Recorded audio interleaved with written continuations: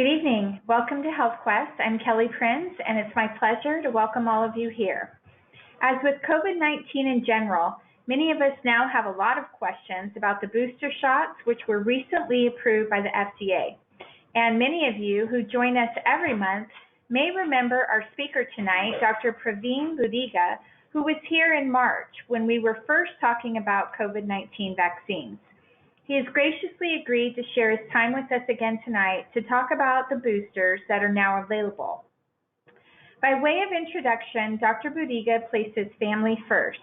He opened his clinic, Buddiga Family Allergy, Skin, and Immunology, after recognizing a general gap in care and compassionate understanding for people suffering from allergies, asthma, immune, and skin health conditions.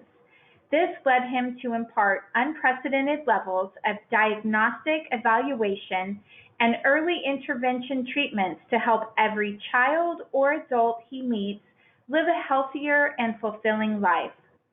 Beyond his dedication to private practice, Dr. Buddiga is also an assistant clinical professor at the University of California, San Francisco, and UCSF Fresno. He has trained and clinically rotated at some of the world's best programs in allergy and immunology, as well as medicine, under leading doctors who are at the forefront of these specialties. He is board certified by the American Board of Allergy and Immunology, a conjoint board of the American Board of Internal Medicine and the American Board of Pediatrics. He is also board certified by the American Board of Internal Medicine. All these fall under the oversight of the American Board of Medical Specialties.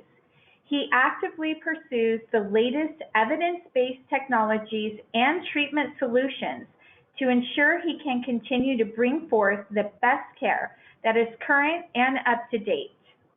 He was recently named by Authority magazines as a hero of the COVID crisis.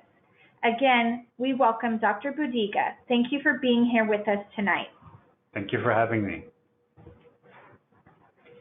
So, thank you for your time today listening to my little talk about COVID boosters and how we have actually gone through the 2 years. It's really passed by fast, and we are at the booster stage right now. And I'm going to go ahead and do that presentation for you guys. And if you have any questions at the end, please feel free to ask. Very important, my disclosures, I have no conflicts of interest. So really looking at the slide here, you can see COVID in red, and it's actually aggressively SARS-CoV-2 invading normal tissue. And this is actually a it's a micrograph from the lung tissue. The white stuff represents the lung tissue, and of course the red represents the invading I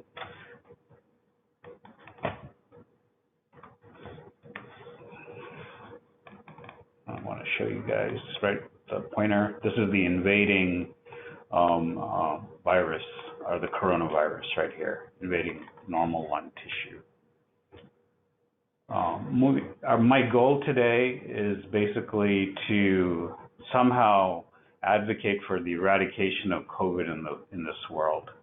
And how do we achieve this? And it's simple, by vaccination, by prevention of spread. And what happened is we, early in 2020, in March, we started working, we meaning the United States scientific community, started working on trying to develop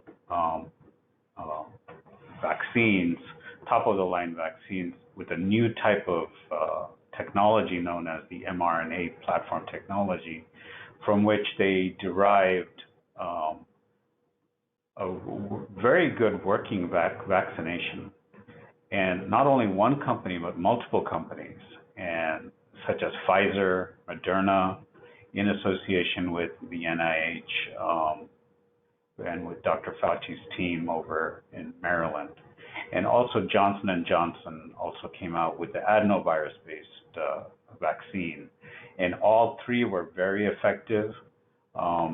And we went through some growing pains in the initial getting used to actually the different formats, because Pfizer and Moderna were both 2 series, 2 shots given 3 to 4 weeks apart, versus the Johnson & Johnson, which was a 1-shot and 1-shot vaccination.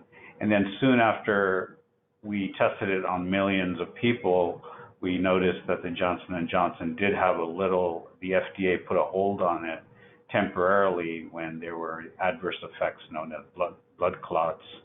And later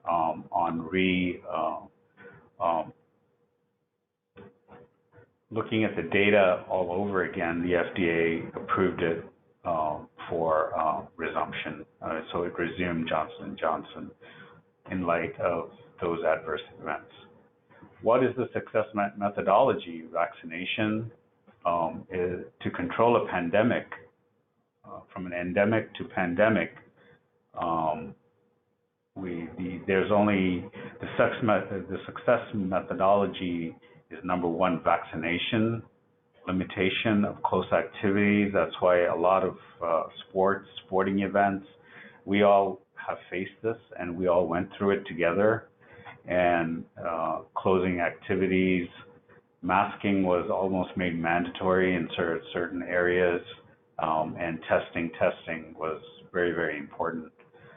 Treatment with I've lost some very close colleagues to this disease, and unfortunately I had lost them before the vaccination came about. So that's why I'm a very, very strong advocate of the vaccination. Treatment with antibodies such as remdesivir, and also currently with just almost a few days ago, treatment with a new tablet by Merck Pharma was actually authorized to control infection, and the data was submitted to the FDA. And this is going to be a full game changer. That we have a tablet too that can control infection, but we always remember that the number 1 defense mechanism that we can create is the vaccination, and that's why everybody should get vaccinated, those who are eligible to, at least. How do we reach herd immunity? It's a sad fact that more people died this year than died last year, especially after the New York crisis in 2020. The numbers kept going up and up, and we had those little lull coming down, but then we had a resumption of, almost like the 3rd wave right now. We're getting over the 3rd wave, known as the Delta wave, with COVID, and hopefully everybody gets vaccinated who are eligible, and we can put an end to that and have no more other waves. I think 3 is not asked for, but unfortunately it is what we have to walk through. Currently, the recommendation is still to vaccinate. As we know, 80 million Americans who are eligible are still not vaccinated. I repeat, are still not vaccinated, despite the abundance of availability of 3 types of vaccine: Pfizer, the Moderna, then Johnson & Johnson. And I plead to all to please, those who are eligible, to please get the vaccination, especially on an important day like today, when the first thing in the morning this morning, I was very happy to know that the data, Pfizer had submitted the data today for those who are 5 years to 11 years to the FDA for approval, and we probably expected by the end of the month, Halloween or the first week of November, hopefully to get the FDA approval in that age group. And that way, any human 5 years and above is going to be covered by vaccination. So that's the holy grail, and that's what I look forward to. Moving on, this is a slide from last year, and it shows a heat map of the different parts in the United States. The darker meaning more cases, but this point is mute at this point because this picture is not is almost mute because everything became the heat map, the whole country as well as the whole world. This is from last year, but now everything became red all over the world because this, as we all know, this disease spread everywhere to every corner of the world. Well, it is very hard making a vaccine. It takes almost decades to create a vaccine, and we should, as Americans, we should pat ourselves on the back for the research our scientists have done by creating a workable vaccine in almost a matter of weeks. So I think that is a big, almost a Nobel Prize winning kind of science move that we were able to create a working vaccine, not one, but three, in a matter of just a few months with the studies, which normally takes decades. For instance, for HIV, we don't have a vaccine. So that way, and we actually have saved millions and millions and millions of lives from all over the world by bringing this vaccination to that. Well, you can see here, this is kind of like a graph. There's a cartoon right here, which shows the placebo of the incidence after the vaccine. And this is when you get, placebo effect. And this one shows the days after the dose of the Pfizer vaccine. That is the antibody protection. So what is the solution? Well, close the gap. We need to close the gap by vaccinating, giving boosters to those who are eligible. Who is our target audience? Well, all generations. They say Generation X, Generation Z, you can put any number or plate or anything, but I think the most important is all generations are eligible for this vaccine. The 5 to 11 year is seeking FDA approval today, submitted this morning to Pfizer by the FDA, and we should have that results in a few weeks. But anybody 12 years and above are currently eligible to get the vaccine. And those right now, for the boosters, when it comes to the boosters, only the high-risk people, especially those 65 and above, and those in residential homes, as well as anyone, I believe, I'm going to read the CDC criteria because this is rapidly expanding. And the CDC recently came out and said that anybody in a high-risk field, such as the medical field, first responders, caretakers, all are eligible to get the booster. So those who have received the Pfizer vaccine in the series are eligible right now to get a booster for Pfizer per the CDC. So number 3 is it's easy to end this. We have the tools in our hands. We have a vaccination and we have the boosters. What is the booster technology? It's the same thing as the mRNA platform. Pfizer, currently, it's being given as an active booster to all those 65 and above and high risk people in exposure situations per the CDC guidelines. Moderna is pending FDA approval, and research had shown and the trials have shown that the best dose is 1/3 of the previous series. The actual dose of Moderna was 150 micrograms, but I believe the studies were done with 50 micrograms, 1/3 the actual dose, and that data was submitted to the FDA for approval. So we should hear from that shortly regarding the Moderna too. So those who receive the Moderna vaccines will be eligible to get their booster very shortly once it passes the regulatory scrutiny. This is a 2-year action plan that everybody can kind of have a little deja vu here and go back in their lives and understand where they were when they were first informed of this unfortunate pandemic, as well as the first cases of the SARS-2 COVID in the United States was first reported in probably the second or third week of January, and onwards, there was also a control in terms of who was coming into the United States by that current administration. There was a little blockade for a few days until we understood, and there was a total blockade then onwards, especially at the airports, in terms of entry from those regional countries. And as you can see in the graph on the lower side, let me bring the pointer out. So this is where I was talking about the first cases. As we see, in February, March is when everything started to brew, and by March, we really had the incidence increase.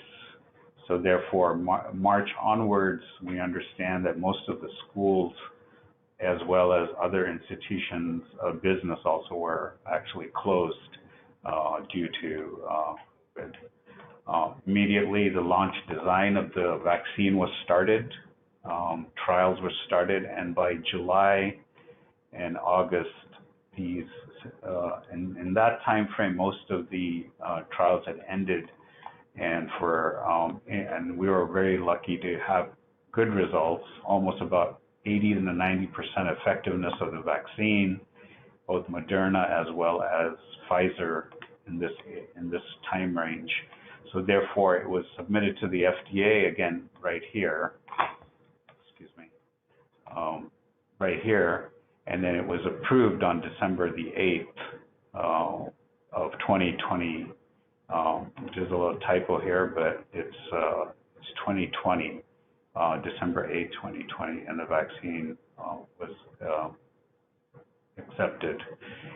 So December 8th onwards, we had two working vaccines. We had one working vaccine, the Pfizer, and a week later, Moderna, I believe on the 18th, got approval. So both were approved in December of last year. Coming to this year, dose 2 series, so it was given, so the first doses were administered in December of 2020. The second dose was administered 3 to 4 weeks apart, which would be 2021, early this year. And here we are, and today we are almost right. Today we are here, right here. So, and last month, just a few weeks ago, the SARS-CoV-19 boosters were FDA approved that were made by Pfizer after the trials.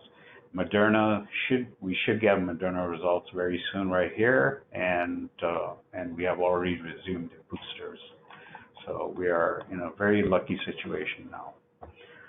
Well, what was the cause of this third wave? Well, we knew last year when we discussed it from the same position here that there was multiple mutations because of the spread of this virus. And unfortunately, there was a Lambda, and then there was Delta, and now Delta was very, very aggressive throughout the world, and I lost a lot of family in India due to the Delta virus, and it was very, very, moving and emotional time for me earlier this year when, every day I would get a call saying his cousins of mine had died, and unfortunately they were in the same age group as me, plus minus a few years. So, and lo and behold, within a few months, this has transmitted to the United States, the Delta virus, and it also made a huge impact here in terms of death rate, unfortunately. Again, going back, trying to understand the concept of herd immunity is extremely important. That's why I'm going to repeat myself from the slide I previously had shown you last year, earlier in my prior presentation.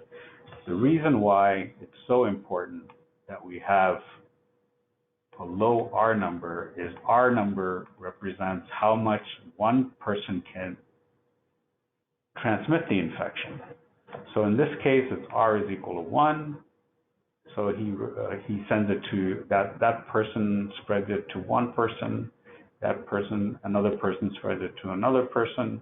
So whereas R number 4, he can spread it to 4 people at the same time. and that 4 people can represent 4 people. So it goes exponentially, logarithmically, and it just cannot stop once that train starts. The only way we can nix it and stop this is by vaccination. And so the lower the R number, I believe SARS-CoV-2 had COVID-19 had an R number of 3.2, I believe, which is also 2.8 to 3.2, and I believe the highest was smallpox was the highest R number. Who's eligible to get the CDC booster per the CDC? COVID-19 vaccine boosters, they're available, made by Pfizer right now. We're awaiting approval on Moderna's, but the trials were very successful, and currently 65 and older, anyone 18 and above, living in long-term care settings, anyone with underlying medical conditions, and anyone in high-risk settings who live and work in them. And so anybody 18 and above who are in a high-risk area in terms of occupation, exposure, they could be paramedics, they could be police officers, first responders, firemen, and also long-term care residents. Everyone is eligible to receive the Pfizer vaccine. That would be because the studies have shown that in approximately 7 to 8 months of receiving the second vaccine, the antibodies levels slowly tend to wane down.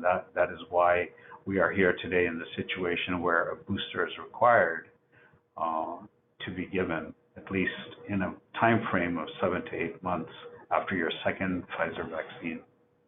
And that will hold true also with the Moderna, I believe.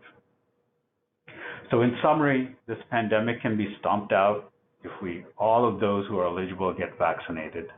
And another important point is masking. Masking also prevents rapid spread and slows down the spread.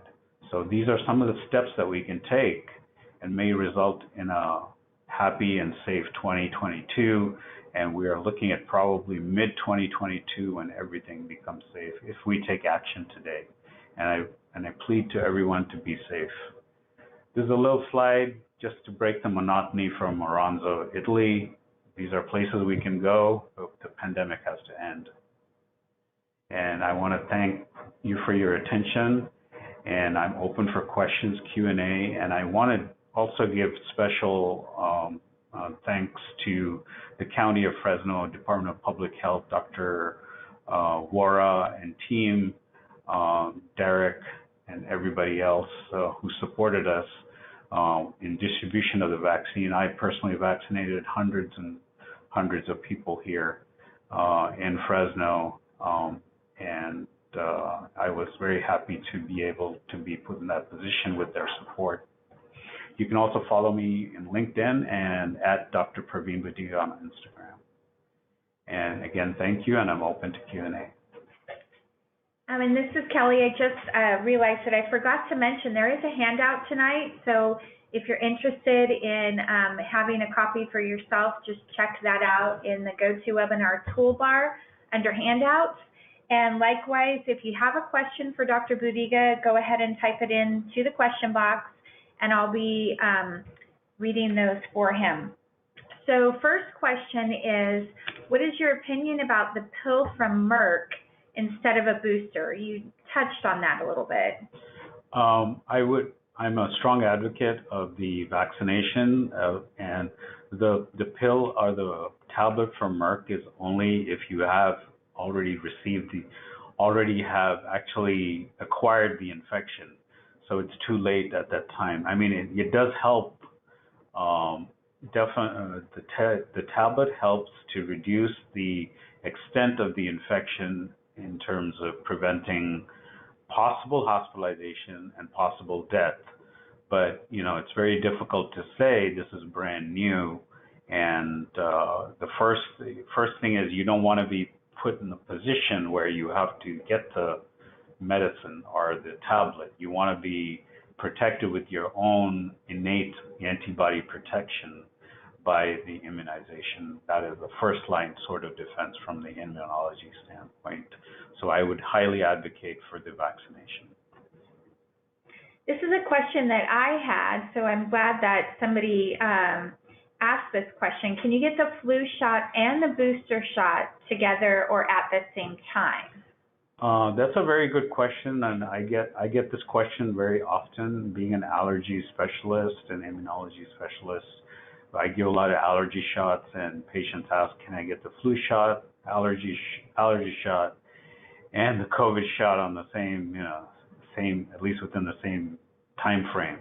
And this is my rule of thumb: is you can get the flu shot, but I would keep at least 2 weeks before you go ahead and receive a COVID booster shot or a COVID shot. And the reason for this is you don't want to confuse your immune system into thinking you're taxing your immune system by presenting it many variants. So I would let your immune system concentrate on one variant at a time. So you give the flu shot, wait for a week or so, then you can go and get your COVID shot. To be more safer, I would wait for 2 weeks. When you're coming in for your allergy shot, I'd probably wait for a week. So that's the answer there. Can you take a different brand of the booster than your original vaccine? The short answer is it's not recommended. The CDC hasn't given any formal recommendation on that. I would not recommend it too. If you receive Pfizer 1, Pfizer 2, you've developed very strong antibody protection in the Pfizer regimen. So I would receive only the Pfizer booster number 3, and that will maintain continuity in that antibody protection. If you receive Moderna 1 and 2, I would await for the FDA approval, which is coming shortly for the Moderna 3. So please try to stay with the same format. There's been no formal studies done where people would mix and match in terms of having Pfizer plus Moderna, Pfizer plus Johnson & Johnson. So there are various combinations, but no studies have been done in humans. Along that same line, do you know when the Johnson & Johnson booster will be available? To be honest with you, I don't know when the Johnson & Johnson is going to be available, but I do know that the Moderna should be FDA approved hopefully FDA approved in the next few weeks, because they've submitted the data. Johnson & Johnson hasn't submitted the data yet, so once the data is submitted, probably in a few weeks after that, so roughly a few months, I would say, Johnson & Johnson, but I don't know the exact date. Can you please go back to your earlier slide that showed a graph depicting the day after the vaccine and explain it a little bit more? So this is the COVID cases and the placebo. This is the incidence of the COVID-19 after the first dose of the vaccine. And as you can see, this is results by days after the first vaccine dose. COVID-19 cases in the placebo group, where there were 21,686. And this is COVID cases in the Pfizer group. So we're comparing the placebo group with the Pfizer group. And as you can see, the numbers were exactly almost the same, 21,000 versus 21,000. So we're comparing placebo, where the patient thought that they were getting the Pfizer vaccine, but didn't get the Pfizer vaccine. And we're comparing it with the real patients who got the Pfizer vaccine, and they look at the before and after the first and second dose, and they compare the antibody protection as well as the cases, and who go ahead and have who move ahead and have disease. And that's what the symbols represent, is those who went ahead disease and those who received Pfizer vaccine, which was down here, and do not have disease. Yeah. Placebo, they move forward with actually succumbing to the disease. Next question is, why is the proposed dosage of the Moderna booster lower than the previous doses, but Pfizer is not lowering their dose for their booster? Well, the studies, this is basically, that's also a very excellent question. The reason for that would be that in the studies, it's been shown that when they, after month 8, the Pfizer vaccine antibodies started to wane, meaning fall down. Whereas with Moderna, the antibodies also started to wane, but the amount of antibody and the amount of vaccine needed to generate the same amount of antibody, safe antibody level was much less. So therefore, the dosage, the best, you always want to give the smallest dosage to get the best effect and a longer effect. And safety is a big issue because there were some reported side effects of the Moderna vaccine in terms of myocarditis in children, inflammation of the heart muscle. So that's why you want to give the smallest dose and get the best effect antibody level-wise. And that's why the lower dose. The studies have shown that you get a better response that way. I'm looking forward to getting my booster. Do you have any idea when we will need another booster? Very good question. Again, probably, I would say if everybody gets a vaccination, or 85% of Americans do get the vaccination, we won't need a fourth series. We won't be needing, my hope is we won't be needing that fourth booster. But right now, as it stands, as long as a significant subsection of Americans in this country and the world actually is not vaccinated, we're still open to receive. If we are naive, immune naive, then we will be susceptible to this virus, whether it be Delta, whether it mutates to Lambda, whether it mutates to some other Greek figure, in the language. So the only thing we can do to prevent ourselves from for even being exposed or coming down with this illness is a vaccination. What is your recommendation if your first shot was the Johnson & Johnson? If your first shot was Johnson & Johnson, I would await for the Johnson & Johnson approval to receive its FDA clearance and then get the Johnson & Johnson. Hopefully, we're still awaiting the trials on that, and so I can't speak until I see some of the data on the Johnson & Johnson clinical trials. The Moderna and the Pfizer are a little more clearer to speak for because the data is out.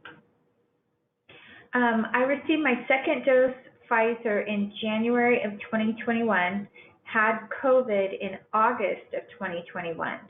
Do you think I should get a booster or should I wait? Can you repeat when she got the second? Sure. Second dose of Pfizer in January of this year, 2021, and then had COVID in August. August of 2020. She had COVID in August of 2021. So she is 3 months, 2 months out. So I usually wait for 90 days since you had COVID to get the vaccination. So you should get the vaccination probably towards the end of this month. 90 days since you had the COVID illness is when you should get the vaccination. So plus 90 days. So she'd be eligible probably in October, depending on when, towards the end of October. So this is interesting. In the case of the question we were talking about of getting the flu shot and the COVID shot at the same time, in that situation, which do you recommend getting first, the flu shot or the booster? That's straightforward. Thank you. That's an easy one. The COVID shot. we get the flu shot every year. Our bodies see the flu shot every year. We need to get this pandemic under better control. So I would, first dibs goes to the COVID shot. I had a very mild reaction when I was vaccinated in January. Should I expect a more moderate or severe reaction to the booster? Excellent question. You should expect a moderate. I don't expect a severe reaction to the booster, but I expect a moderate reaction, or maybe the same reaction. Just to be on the safe side, I would always take something like an antihistamine, as well as something very simple like Benadryl or Tylenol post-vaccination. And at the vaccination site, I would always put some ice on it just to kind of calm it down a bit. So those are some of to prevent any kind of adverse site reaction, as well as internally systemic reactions. The Tylenol will help with that. Is there a reliable or recommended test to check antibody levels after a COVID vaccine or booster? Yes, there is. Quest Diagnostics does perform a quantitative, it's called a quantitative antibody level for the spike protein antibody level. So yes, there is a Quest diagnostic test for that. I work in a non-clinical setting and I'm under 65. Should I take advantage of getting the booster, or is it safe to not get the booster? If it's non-clinical setting and there's no, this is when the previous question comes into play of getting a quantitative test. You should get a quantitative test to see what your antibody titer is. If it's below 5, then I would definitely get the COVID booster. If it is in the range of 15 to 20, you're pretty safe and you're pretty protected. And this is a quantitative test through Quest Diagnostics that you can basically get your level of antibody protection, providing you got Pfizer 1 and Pfizer 2 vaccines. The same thing with Moderna 1 and Moderna 2, as well as Johnson & Johnson. Okay, we're going to take one more question because we're over on time here. Last question, the effectiveness of the first 2 vaccines is presumably 7 to 8 months. How is the effectiveness of the booster? Excellent question. It's going to probably give us another 7 to 8 months. In all honesty, I think it's going to give us another 7 to 8 months.